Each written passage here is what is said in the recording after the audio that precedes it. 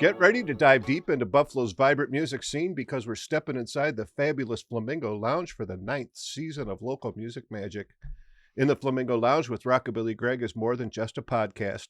It's a collection of stories that delves deep into the vibrant musical history of Buffalo and Western New York, creating a living archive where each story adds a unique thread to the overall narrative. This season, we're taking a deep dive into the heart of the music community. Join us for personal conversations with musicians and industry pros, where we celebrate the collective creativity that makes our favorite artists, venues, and events so special. But before we get started, I'd like to give a big shout out to our sponsors, CatsLikeUs.com, Diamond Hawk Golf Course and Pub, and valued supporter Buffalo Ironworks for helping to keep the music alive. The Trend is a Buffalo-based band formed in 1966, known for covering 60s rock and roll and rhythm and blues at high school parties and CYO dances. They often performed at local venues, including Point Gratiot in Dunkirk, New York. 50-plus years later, the lineup has evolved, but the core of that 1966 spirit is still there. Joining me in the lounge today are three of the guys who have been keeping the trend moving from the garage days to right now. Please welcome to the Flamingo Lounge, from the Trend, Dave Chiarmonte, Dave Roach, and Bill Basil. Guys, welcome to the Flamingo Lounge. Thank you, Greg. You're welcome. Yes. Thank you. Thanks for, I'm glad you reached out to be here. I know you're like, are we good for the podcast? I'm like, absolutely. It's, I'm really excited to have you down to talk about the garage rock days back in the 60s. I know it was pretty hopping back in those days. But before we get started into that, I always like to ask everyone, did you have an aha moment when you said music's what I want to do? And Dave, I'm going to start with you over on the corner. I did, and mine would have been in Dunkirk, New York, in 1958. One of my mother's younger sisters got married, and a former boyfriend decided to give her as a wedding gift a Wurlitzer jukebox, a beauty. And of course, her new husband wasn't impressed with that, and so it stayed at my grandparents' house. And my sister and I, my twin sister, Dottie, and I would spend a lot of our summer down there. And it was out in the garage, and you kept putting the nickel in, and it was fully loaded. A lot of older songs, but it did have Wake Up a Little Susie. There you go. And we took our aunt's tennis rackets and did air guitar, and we played a lot of Wake Up a Little Susie. And that was my my inspiration. Yeah. Oh, that's great. Bill, we'll go next. I don't think that it was a moment, but I do remember that when we were all young, there were lots of variety shows on TV with all kinds of entertainment. Right. And watching those programs and watching the huge variety, it almost made it seem like it was not out of reach. Like if that's what you wanted to do, you'd see Sammy Davis tap dancing and then playing the vibes and then playing the trumpet and then playing the drums and then singing. And you'd think, okay, well, there's a lot of musical avenues someone could take. Mm-hmm. And then of course the Beatles and Ed Sullivan. Right. Yeah. Yeah. That's a lot of guys from that era, like the Beatles. Yeah. February 9th, 1964. That was a moment. Right. All right, Dave, you're up. Okay, and I can't say exactly that there was a moment, but boy, listening to so much on the radio at that time. So, and then, yes, the Beatles, but I don't know if that was the moment. Maybe it was more like when I started to the Rolling Stones were on. Right. I don't think I ever had Beatles albums when I was young. Right. But the Rolling Stones and other rock groups, that sort of piqued my interest more so, especially seeing the Rolling Stones with the Vox guitar. Right. It's like, wow, that's really different. That's cool stuff. Mm-hmm. Wonder if I could play something like that. So. Right. Now, going back, I know, Dave, we talked, I'm from Fredonia, and you're like, yeah, I was from Dunkirk. And did you ever get down to what was called Rush's Restaurant at that time? Danny Rush, the greatest restaurant between New York City and Cleveland. Yeah. That was quite a place. Yeah. My parents went there often dancing and out and about. And it's tough to drive by there now. I know, yeah. And see what it looks like. Yeah, But, it was a moose club. My sister got married there, 30 years ago now, but I don't know if it's gone downhill, or my niece got married there too. It was like one of the biggest venues around, at least to have something like that. But I know my parents always told stories. They were big JCs in the 60s, and boy, they partied. They partied like it was 1999, I guess, but I always wondered why. It's like, Mom, why do you get your hair done on Friday and not like Sunday for work? She says, because we go out. That's why. Yeah. Got to look good when we go out to the clubs. For sure.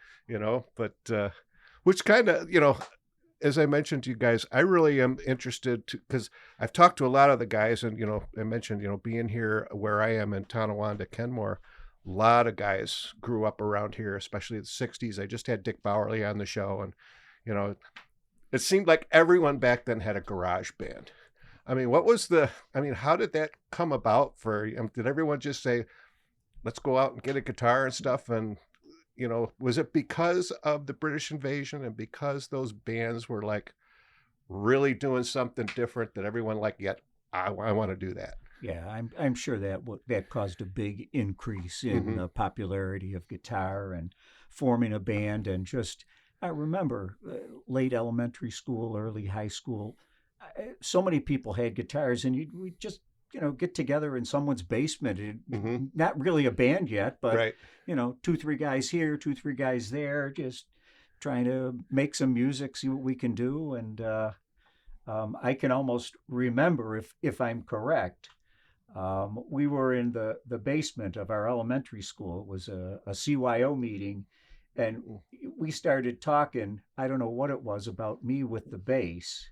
And then you mentioned, oh yeah, Getman. Dave Getman's got drums. I was like stunned. Drums? Wow. So you talked about Frank having a guitar, and like, oh, okay. You're going to invite me out? I got to check this out. It was active, the music scene. I took lessons at, I think it was a famous place in the day, Bob and Ray's on Niagara Falls Boulevard, just before Eggert. And, Settlers had moved out to the mall, Boulevard Mall, as the anchor store in the early 60s. And when that was over on Broadway, that was famous for having like huge boxes of shoes. It'd be nice shoes, but they're all seconds, and you hut in the box for a good pair of shoes. Well, Settlers had guitars in boxes, and my first guitar was this disastrous electric guitar from Japan that came right out of the box. There wasn't even a case with it. And my guitar teacher, Doug Kenny, who played in the house band at McVan's, and he had a candy apple red Telly, and he convinced me to switch out the high E for a banjo string and knock everyone else down a string so that it was actually physically playable. But so everyone was playing guitar and wanted to be in a band. But the entry was pretty easy because you could get, I remember that guitar cost $32. And I had a 2 pickup, great electric Sunburst guitar. Wow. Yeah. Now, I had mentioned when Dick was on, he had mentioned how like instrumental, all puns intended, that Art Kubera was back in those days. Did you guys ever like take advantage of Art's generosity and get on his list and get some equipment? I still have it. Oh, do you? The band started playing, and I had my $32, probably a Teisco, and I talked my dad, who was a great supporter, and he'd taken me over to Kubera's, and we got over there, and Art was an accordion guy, but I think he was the first Fender authorized dealer in Buffalo.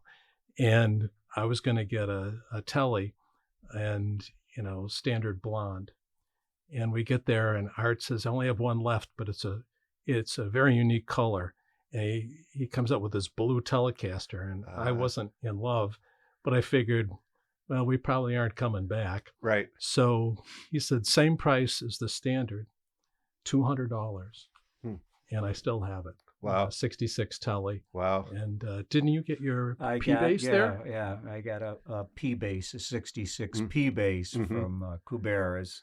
And yeah, my dad was a big help. And I remember going in that night and looking at that, and also looking at a Hofner, and laboring, which one do I want? I just had to go with the P bass. Right. In the end, over the years, I upgraded and changed basses, and no, it's no longer a part of the family of instruments Right. I have. But yeah, and now I do have a Hofner, Right. not a genuine German Right. Hofner, but I do have a Hofner. Yeah. So But that was a house on Sycamore yeah. with a front end that was the store. And you'd walk in and it was just accordions everywhere. And it was almost like, Joe sent me. Right. I know you sell guitars because they were in the back. Oh, okay. And he'd pull them out. And I don't know if that was the only one he had that night, but it's been a keeper. Right. Oh, No. I think that they had a warehouse across the street too. That's because right. I remember, I don't know if it was specifically an instrument I was looking at, but I remember someone walking out and going across the street and coming back. So yeah, they must have had, they must have been just crammed to the gills in their store, and then in whatever in the warehouse. So. Sattler's, which was a department store, Mm-hmm. and had this music shop up in the corner. You can not only get a $32 Japanese guitar, they had Vox Super Beatles on the floor. Yeah. Oh, yeah. And there were yeah. music stores. There were lots of them. Mhm. I remember a music store in the plaza on Sheridan Drive near Delaware. I think it might have been called Kenmore Music or something. Okay. And I remember the same thing, Super Beatle amps in this tiny little store that mostly sold piano sheet music for kids. But they had drums, and they had a Super Beatle amp, which was probably taller than me at that time. Mm-hmm. Yeah, it's interesting, Dave, that you still have it, because I know I've talked to a lot of guys and they're like, "Oh, I wish I had that first guitar that I bought." And now, was that like the Robin's Egg Blue, or was Lake it Placid. And in around 07 or so, my two younger children were talking to me, "What are your guitars worth?" And so we hopped on the internet and went to Gruen. Mhm. And right away, extremely rare 68 Telecaster in Lake Placid Blue, $28,000. Yeah. So, of course, I had to write to Gruen and said, had to tell him the whole story, Right. because I'm half Irish. And I said I wanted the standard color, got this. And I said I own its older brother. And he writes back, says, "What do you want?" I said, "Well, I'll take 30 grand. So he writes back and he offered me 15 and a pre-CBS blonde. And I didn't go with it. But I was relating the story to my parents, and my dad, a great Irish storyteller, loved any story. And my mom, very German. I adored her, very German. So I'm telling the story. My dad's loving this. And my mother says, "Well, if you sell that, you're going to split it with us, right? Because we bought it for you." And I said, no, Mom. I said, you're embarrassing me. When I sell this for $30,000, I plan on giving you and Dad back the entire $200 that you paid for it. My dad almost fell off the chair, of course, because he loves stuff like that. Yeah. And my poor mom is like, "What? Yeah. But we never got to that. So. I could imagine my mom doing the same thing. I mean, she had the Scotch blood back, So remember, I did that. I know for my nephews, they used to mow her lawn, and my mom and dad's lawn, and my mom made him buy the gas. She made him rent the lawnmower. She said, "Oh, if you're going to come up here and use," because they lived in like a condo, right? So he used to do like the whole strip and get money from everyone. She says, "Oh no, I get my cut." So she says, "That's how the world works, boy." So it's good old stuff. But now, so how did so you kind of started to talk about how you guys started, and so of course Dave, you guys are original Yes. members from the band. Yes. So Yes. who were the original, the nucleus of the very beginning of the band? One other Dave Getman, who grew up going to grade school. That's how Dave, and Dave, we all Right. met going Okay. to grade school. And then Frank Thiemann, Dave Getman, our drummer, and I went to St. Joe's Collegiate, and that's where we met Frank Thiemann, who grew up North Buffalo as well. And that was the band, the four of us, Yeah, all through yeah. high school. So yeah. No, I know I saw that there was a Joe Saley in the band. Because Saleys were a big family in Fredonia. I mean, I have some. Those were relatives. Okay. Yeah. And Joe's father grew up in Fredonia. Okay. And he was a prison guard for the German prisoner of war camp, which was at the fairgrounds. Right, yeah. When he was a junior in high school. Okay. Unarmed.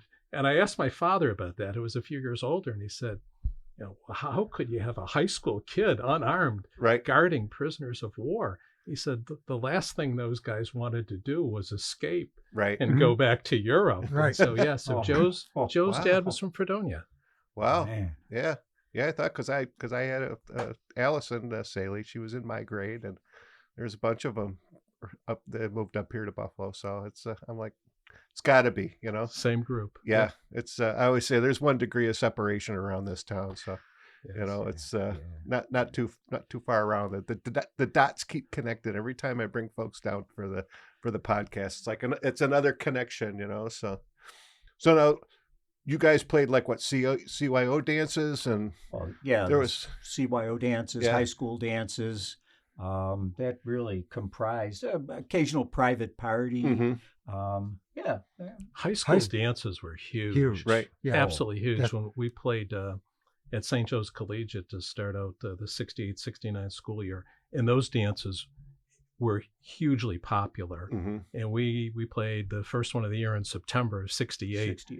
And it was crazy. About 2,800 kids showed up. Wow. And there was only a capacity in the gym for about 1,800. And I remember afterwards, I think even the police showed up. It was pretty wild. And we made a fantastic $90 for playing that night. Yeah, and it was $1 at the door. Yeah. And that kicked off a very successful dance season for St. Joe's that year. Well, that was some money back then, though. Yeah. But I think back then, all the schools had dances. It seemed as if all the schools had dances. It seemed as if the YMCAs had dances and that they all had bands. Right. Yeah. And those dances at the schools were the only place really for underage bands to play. Sure. Yeah. And of course, that was, the drinking age was 18 back then. Mm-hmm. So I'm the last to be able to do that. But no, kind of getting you built. So at that time, I know you weren't with the Trend, but were you playing with any other band at that point, or? Nobody that you would know. Okay.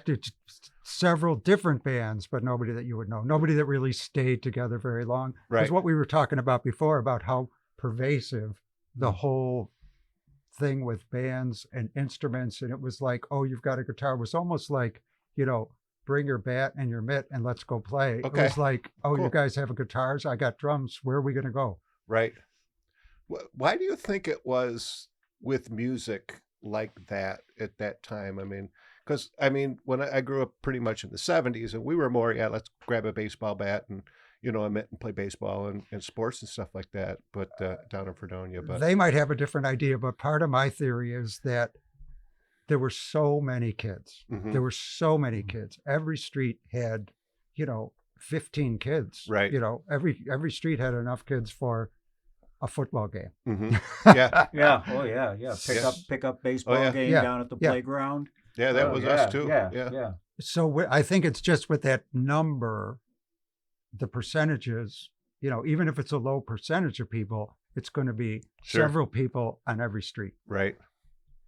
Yeah. Yeah. I know we had a few. Well, it's like I ran across, I was showing you all my 45s and stuff, and I got a compilation album, and there was a song by this guy, Mickey Mamp from Fredonia. And I'm like, oh, I love this song. So I bought the 45, and I look at the cover, and 2 of my high school classmates are on the cover. Oh. And I'm like, so Chris Dickinson and Kelly Potter, and Chris's brother, who's no longer with us, unfortunately, was the drummer on that record.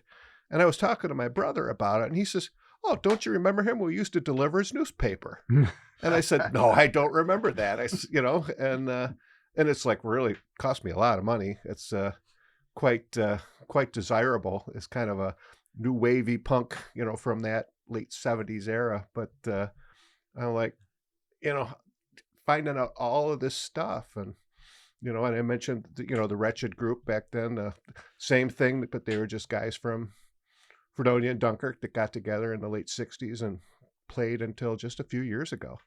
And I think the 60s, I think the music hit right at the time that the baby boomers were ready for something different.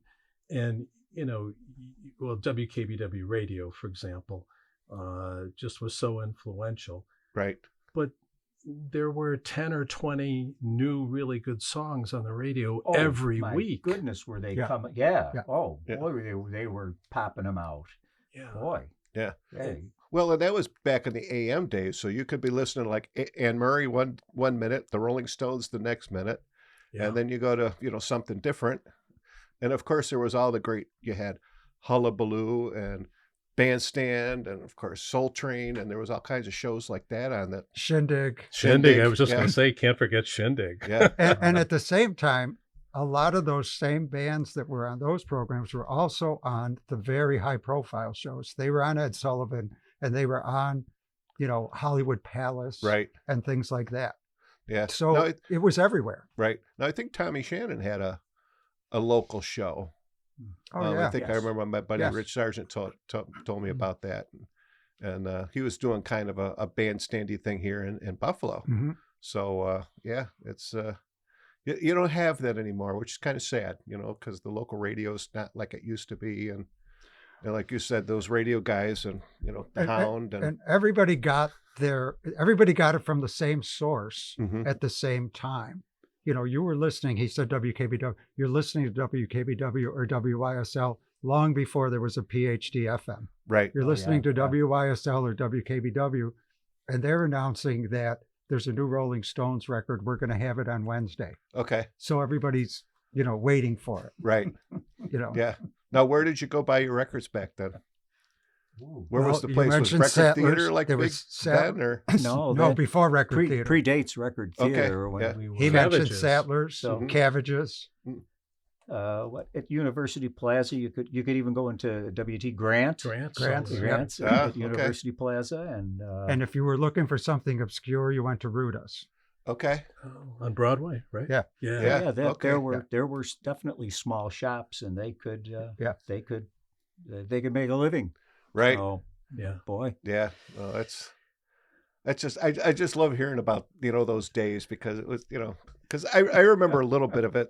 I mean, I grew up like I said, in the 70s, and I remember all the variety shows back then. I mean, Mac Davis was on, and Johnny Cash and Glenn Campbell and Hee Haw. There was just so much Mhm. great music on those shows. Yeah. And I know when I had Dwayne Hall on, he says, yeah, Hee Haw, pushed country music back 20 years. I said, not from my standpoint. I said, that brought it to me, because my parents weren't playing country music. Right. They were playing Neil Diamond and that kind of stuff, Right. and but some of that, I mean, Roy Clark, you won't find a better guitar player. Oh, boy. I was just going to say, that's when I really became interested in country western music. He was just spectacular. Yeah. And of course, Chet Atkins. Yeah. Just great players. And, Jerry Reed, I mean, oh, yeah. very, Glenn Campbell. yeah, Glenn Campbell, Oh. part of the Wrecking Crew. I mean, a Beach Boy himself, Yes. toured with them, and yeah. Speaking of the Wrecking Crew, that's what we did not know. We didn't know that these records that were on the radio that we were listening to with these little transistor radios, Mhm. thinking all these bands have such great musicians. Okay. They're so great. We didn't know it was all the same guys. Right. Yeah, yeah. Well, I don't Boy. think anyone did until Nobody maybe did. 10 years ago or so. Right, Yeah. right. That was because I remember watching the Wrecking Crew movie week when I was on the Hall of Fame. We actually had Denny Tedesco in town and did a thing at the History Museum, and he's like, yeah, he said, he says, I guess it was his dad said Milli Vanilli. We were doing Milli Vanilli before any of that stuff came Yeah, out. yeah. And you'd listen on the radio, and whether it was, Gary Lewis and the Playboys or Paul Revere and the Raiders, when you listen to it, you'd say, wow, those guys could really play. Yeah. What a great band they've got. Mm-hmm. I always remember there was a story where one of the bands told Tommy Tedesco he played some really nutso, lick on the record, and he's like, "What are you doing to me?" He says, "I can't play that live." Oh yeah. Oh boy. Yeah. Man.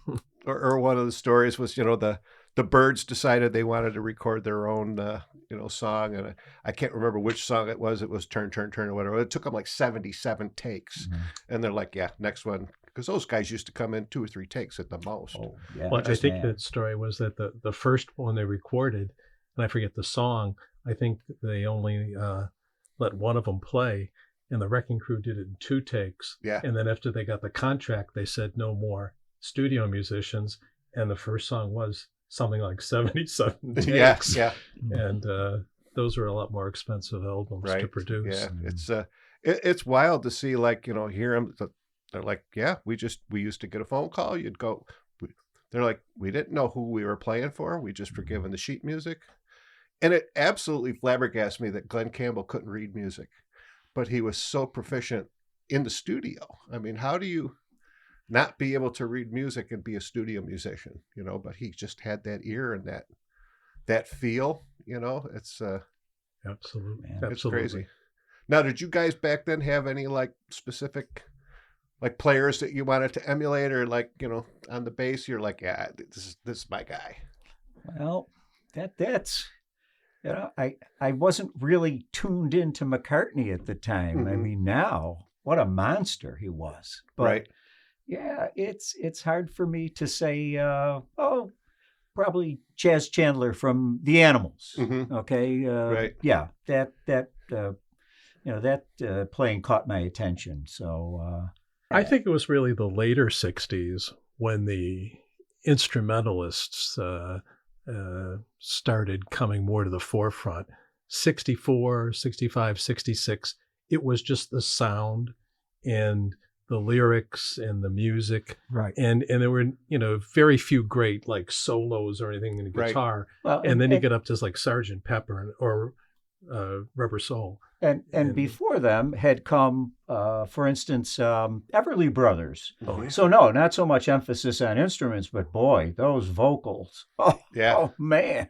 Yeah. Oh, they were gorgeous. Right next to you is a young Tom and Jerry, which became Simon and Garfunkel. Oh boy. And of course, they wanted to be the Everly Brothers. Okay. Yeah. And because my buddy and I, we mentioned we had opened for Bobby LaBelle, and you guys, we were all on the same bill, which ironically, now here we are. Yeah. And, we sing Hey Schoolgirl, which was one of their hits that they had when they were, and then they were, I can't remember. He did another Jerry he did another Tico and the Triumphs. He also recorded under, and I have that 45. Yeah, Paul Simon. Mm-hmm. Yep. Yep. Oh, Yeah, I have that okay. 45, and lots of, and of course he, helped produce Jackson C. Frank, who Jackson was a local Buffalo guy and part of that 54 Cleveland Hill school fire, and the history there, and just crazy stuff. When we used to cover years ago, Please Please Me. Yeah. I thought that was the Everly Brothers. Yeah. Into the Beatles going straight What an to their influence, formula. yeah. Mm-hmm. Definitely tell, no doubt. Yeah. So. Now, what was your set list like when you guys were playing way back in the 60s? It was really poppy. Yeah. I mean, we did some Beatles stuff. We did a lot of Young Rascals. A lot of Young Rascals. We did some Rolling Stones. Yeah. Boy. A lot of one-hit wonder stuff. Sure. What is it? Hey, Little Girl. Yeah. That was a onesie. And did we do 96? We did. Oh, yeah. And we did, Dirty Water, the standout. Oh, my God. The difficult musical songs. Right. Yeah. Yeah. Wow. Now, were you doing any of the local guys that were doing original tunes? Were you the Rogues and all those guys? Were you covering any of that stuff, or? No, I must admit, I don't think you and I, Dave and I, have ever come up with an original tune, have we? Yeah, and no, I mean Nothing you want to share. Yeah. We would we'd go and listen to the local guys, but no, not really. We were usually so wowed at somebody doing a Hendrix tune. It was like, yeah, did what? So yeah. Now back then too, where was like the place to go and listen to local music, or a club, or a venue? And that's Where would Stan and the Ravens play? That was I can't think of the name of the place. okay. But that was a big music place over on the east side, I thought it was. And I have to admit, going to any, how can I say, any sort of club, just no, not for me, not so much. I mean, after we played the high school dances and listened, went to high school dances.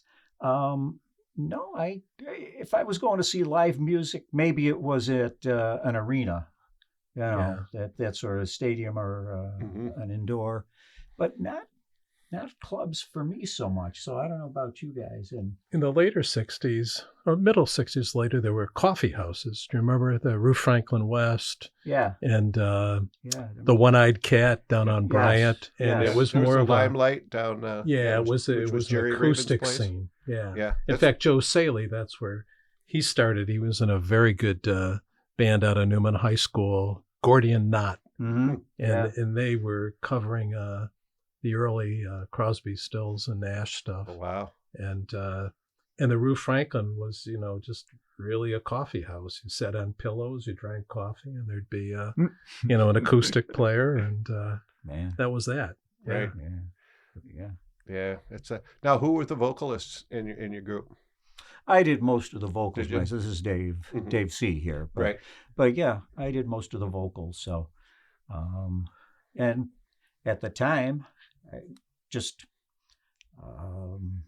felt, hey, I'm going to try that and see Right. how it goes. And it usually worked out pretty well. Mm-hmm. So, but as the multitude of decades have gone by, Right. it's not quite the same. So Right. I do what I can, and we've had to adjust our set lists accordingly, and or change keys on Right. some I was songs. going to say the beauty of the capo.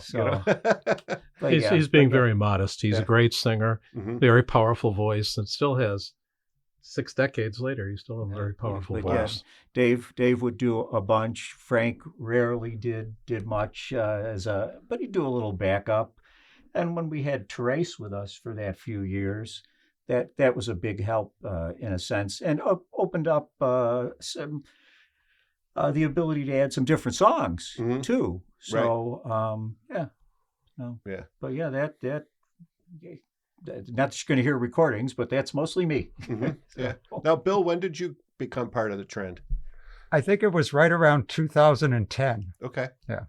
Yeah. Now, how did they find you? Did they just need a drummer and put an ad on Facebook Marketplace, or? Practically, but I knew Joe Saley, and Okay. I knew him for a long time, and in different bands he played in a band called Night Train Mhm. with Jack Civiletto, and I subbed with them a few times. Okay. And so I knew, and when these guys needed somebody, he called me, Right. and I thought I was just subbing for a while, and I figured their regular drummer was going to want to come back, Sure. but he never did. Yeah. Well, you are just subbing, Bill. It's Okay. only been 16 years, but after 20, you're in, fully Okay. vested. Now, what do you guys do during the day? I mean, you're not like, making a living doing music. You're just having a good time doing it. Having So fun. You're right. Yes. Yes. I am a lawyer. you're a lawyer.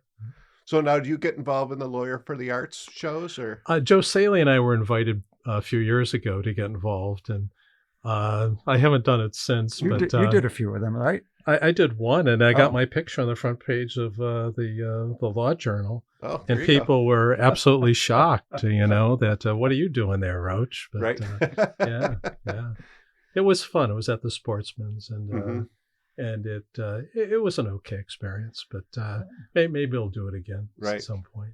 Yeah. But they're good. They raise a lot of money for local charity, which is great. They do.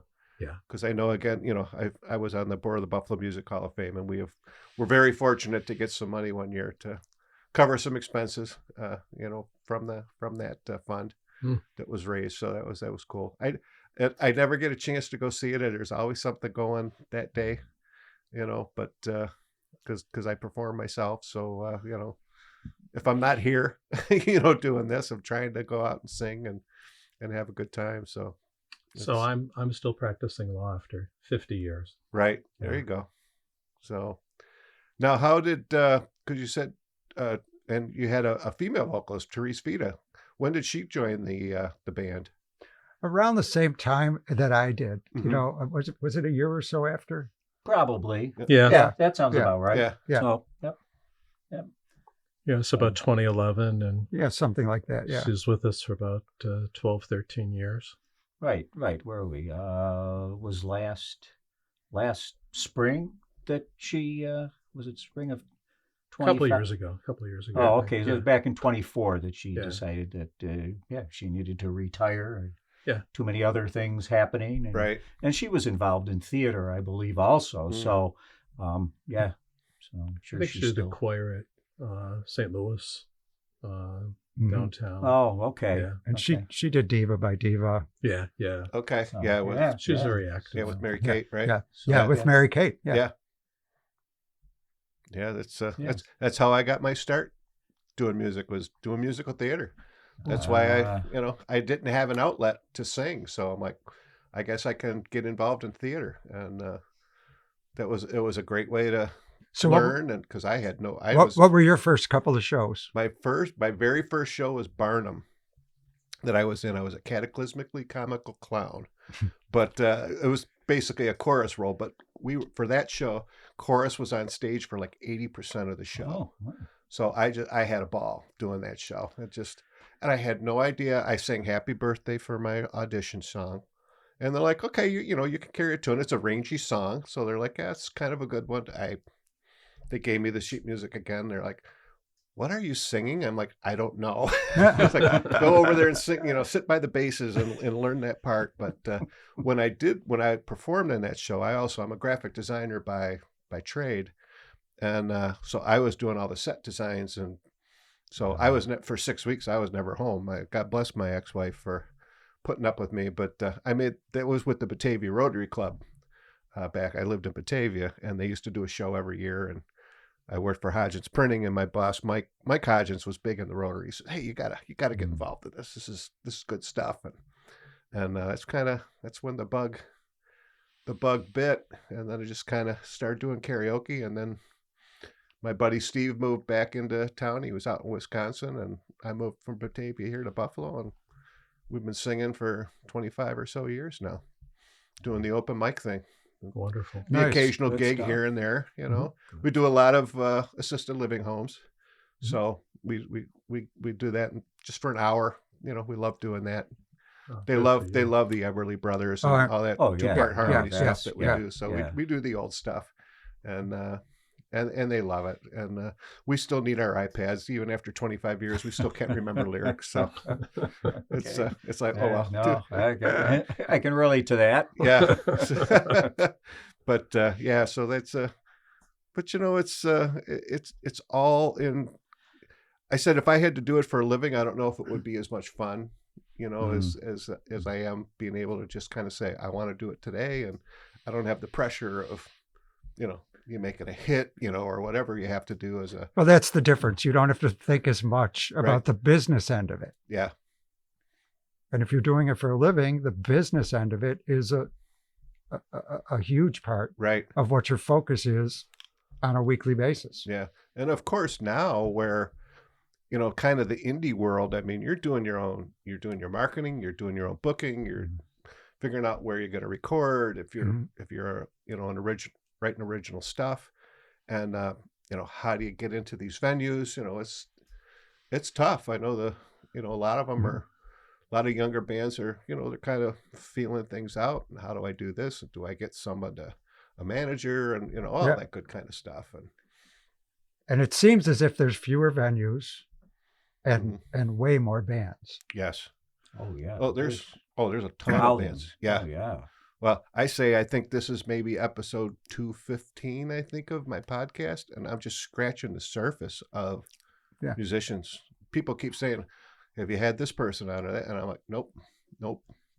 And it's crazy. I'm like, really? And I thought I knew a lot of folks from the Hall of Fame, and I'm like, and I've had very few Hall of Famers on, not by choice, but it's just the way it worked out. But Yeah.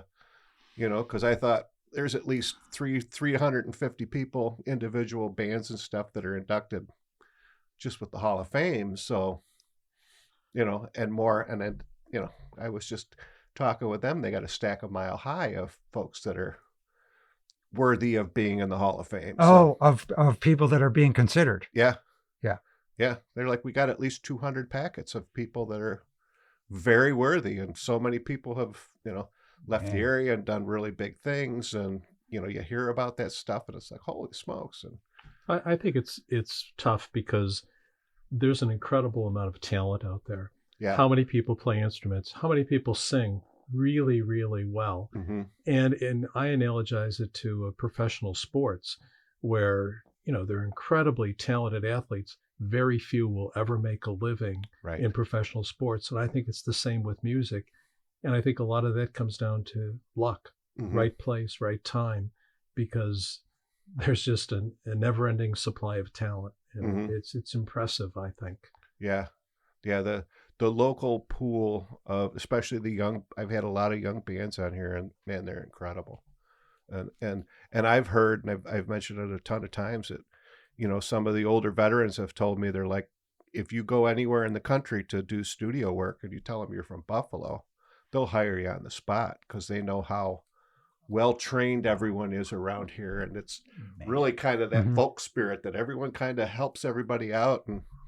And I love going, you go to like a Sportsman's or something and you see someone like Doug Yeoman's playing, guitar with someone who's in their 20s and they're both, they're both rocking and rolling and sharing the same stage and helping each other out. And I love to see that kind of stuff. So we should mention our Greg, a new guitarist. Greg Amato. Greg Amato. Yeah. You probably know him. That might be a stage name. That is. Yeah. That's a stage name? Yeah. Oh, okay. Cool. All right. He's a Fredonia grad. Oh, okay. He's a very accomplished musician. Wow. He makes a living both teaching guitar and playing in a number of bands.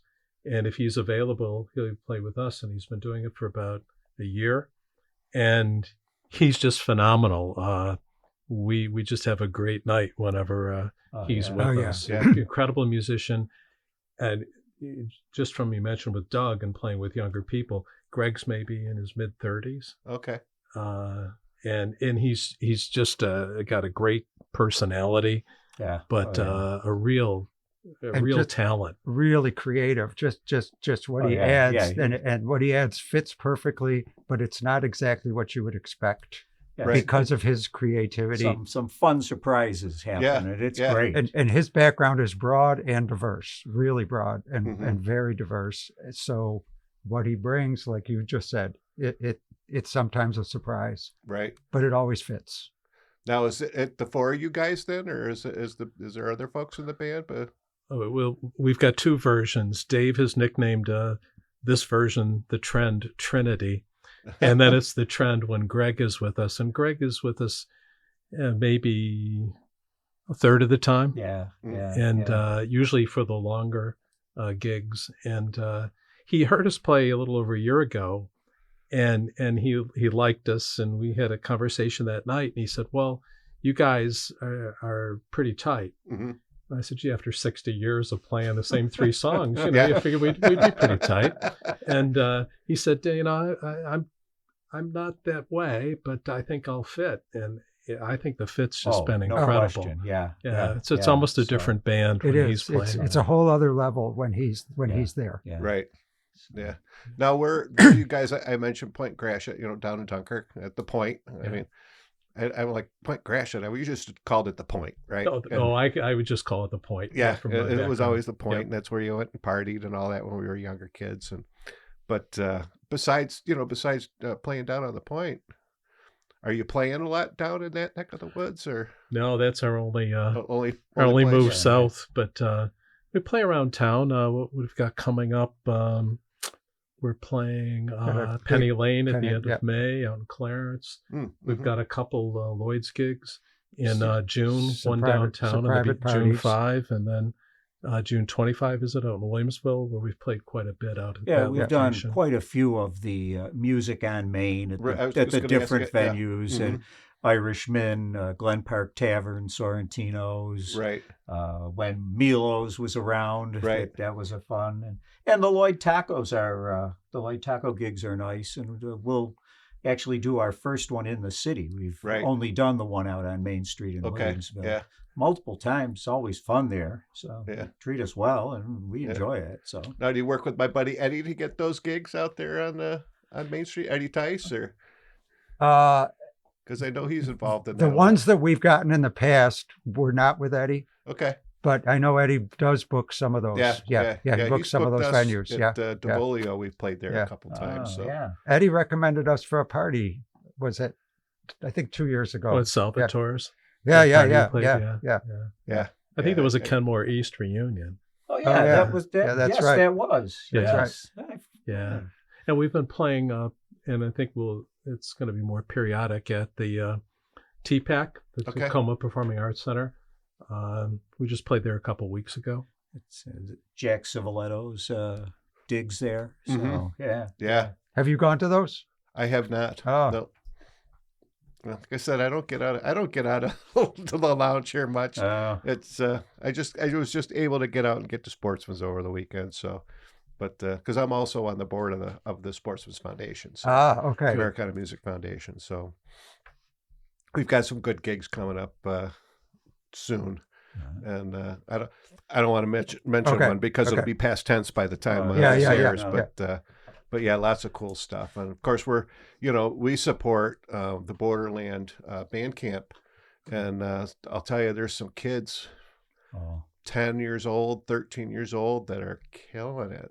They're phenomenal. Where do they hold that? That's wonderful. We dole out some scholarships at the Sportsman's, and then they actually practice at the cave, and like during the day. And Jason Hall opens up the cave, and bunch of Damone Jackson and Jeff Myers and a whole bunch of guys, Eric Crittenden, and a bunch of those guys will be the mentors to whatever instrument they Joe Belanti helps the keys, and Damone. I mean, can you imagine being a young kid on the and Damone Jackson's helping you on the drums? Fantastic. That's fantastic. I mean, and then they get to play Borderland in the fall.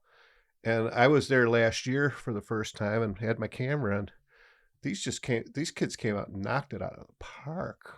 Great. Original stuff. I mean, and just some of them just had the stage presence. They were amazing. And there was, I love this story because there was this one young kid. He was like 10 years old, and he's got a bass, and he's got the shades on, and he was just walking around like School of Rock, right? And he was just, and I'm like, man, I want to grow up and be you when I'm older, And he was just so, I'm like, man, he's so cool. And he's holding up the bass, and Jeff Myers like, oh yeah, that's Yuki's son. So Yuki, she started Buffalo String Works and works for the, I think, Community Music School now, and she's recorded. She's a violin player. She's recorded on Taylor Swift's albums and I've done a lot of stuff. But I said, oh well, that makes sense, But because he's got the music in his blood. But it's incredible to see these kids, and I had them down here after Borderland last year for a podcast, 4 of them, and they were. I mean, the maturity on these kids, and then the ability for them just to get on the mic and talk, and they were a little intimidated at first, but man, once they opened up, and that episode they keep getting downloaded every day. I said, man, you guys we're going to do it again. I said, I want 4 different kids this year, and give someone the experience. And they were all like, I never thought at 13 years old I'd be on a podcast, or I said, you guys played at Borderland. That's a huge festival, and right. It's not even registering with them that how cool that is, and how big that is. They're just like, yeah, we're just doing music. That's encouraging to hear young people, making accomplishments like that, and being helped along too. Yeah, really. So. Yeah, well, we're going to be doing a Borderland band camp in May. I don't know if this is before or after it, but if you've missed the band camp, it's going to be at the Cave. And, look at the Sportsman's Americana Music Foundation Facebook page, and all the details are there. But a couple of the kids that formed bands, they're going to be playing, as part of that fundraiser, and that's going to be fun. So I think a couple of them got together. They call themselves 10 Seconds to Midnight, and they write original stuff, and I can't remember. And there's a group of 4 guys. They just do this jazz combo, and it's like, and the one kid I had down here is he had been playing guitar for a year, and I'm like, a year? That's it? I mean, you've got a lot. You got a big chops for 1 year playing guitar, and he's real humble about it. Like, okay, but it's I'm really excited that we can be part of that, and really kind of play it forward, as they say. Yeah. And Definitely. Sometimes putting instruments into kids' hands, so we've been able to do that. We're very fortunate to get some kids who really need it, and we make sure that these are kids that really need the financial help to they couldn't play an instrument if they weren't given, and we give good instruments. We're not giving them $32 guitars. No offense from those days. But it's like, we're trying to get them something that they can really play. And I imagine that's really important now because of the schools cutting back on Yes. their music programs. Yeah, very, very important. I don't know how many schools still have it. Like when we were young, where Right. they'd say, which instrument do you want? Do you want to play? Oh, I'd like to play the saxophone. Okay, well, we have 5 saxophones. Pick one. Right. Yeah. Yeah. It's, I know here, Ken East and Ken West still have good, really good music programs, but, unfortunately, I know a lot of the city programs, and that's a lot of, why we've done what we've done too, because It's great.